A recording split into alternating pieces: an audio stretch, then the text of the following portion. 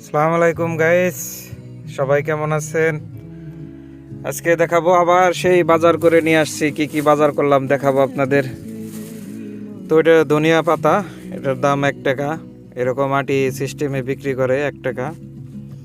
তারপরে আমি কিনেছি হলো ধুন্দুল, যেটাকে ধুম্বা বলা হয় বাংলাদেশে।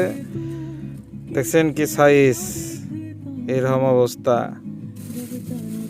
এই জায়গায় আছে 5 টাকার জিনিস, খুবই সফট হয়ে গেছে। এখানে আছে আধা কেজির দাম 5 টাকা।